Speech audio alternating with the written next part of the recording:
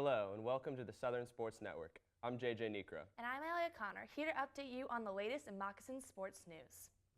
The number 2 ranked Lynn University came ready to play Saturday against the women's tennis team, finishing the day with a shutout.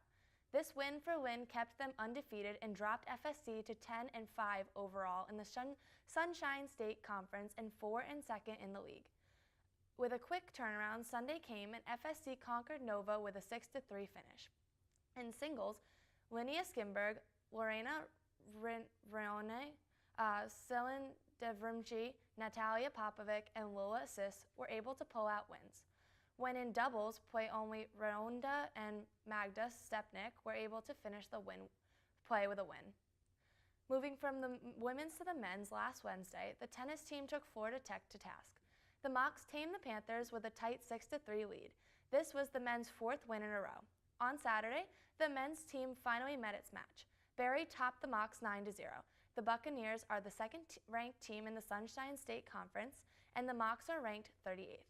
Yesterday's match for the men against Rollins University was canceled due to rain.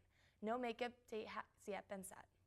The Florida Southern women's track team competed in 3 events at the Spikes Classic held on Friday at Embry-Riddle Aeronautical University. Hannah Nelson came in 3rd place while competing in the 5,000-meter run. Aleska Guerra finished 9th in the 5,000-meter run and 14th out of 40 runners in the 1,500-meter. Guerra finished with the 8th fastest time in program history. Kassidy Watkins had a personal best in the 1,500-meter.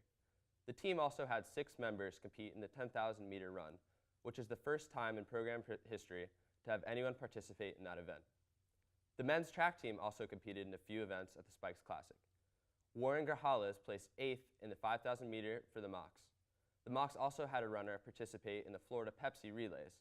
Evan Quinones was the lone participant and the first Division II runner to cross the finish line in the 1,500-meter run. Women's lacrosse took a thrilling 12-11 victory against Florida Tech in overtime on Saturday at Bryant Stadium. Kendall Courage was able to tie the game at 11 with just 9 seconds to go in regulation, sending the game into overtime. Shannon Mazza was able to finish the game with less than a minute to spare, giving the Mocs their 10th straight win and a huge Sunshine State Conference win against the Panthers. Taylor Gillis also made a career-high 17 saves to help keep the Mocs in the contest. The men's lacrosse team was unable to win and overcome an early 3-0 deficit on Saturday against Florida Tech, finishing in a 19-8 loss. The Mocs dropped their first Sunshine State Conference contest of the year. Liam Winwood led the Mocs with 3 goals. Kyle Silverstein managed 2 goals, while Cody Dyer, Tyler Copen, and Adam Utter each had 1.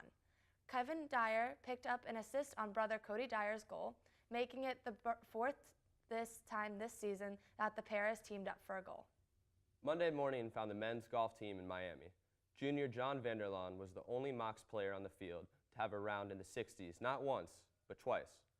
This mighty move put Vanderlaan in 2nd place for the first day of the tournament. Florida Southern finished out the Battle of the Shores in 6th place for the first day. On the 2nd day, the Mocs finished up the final round of the tournament and ended in 8th place. Vanderlaan finished in 3rd place overall for the tournament. This is his 7th time that he has finished in the top 5 this season.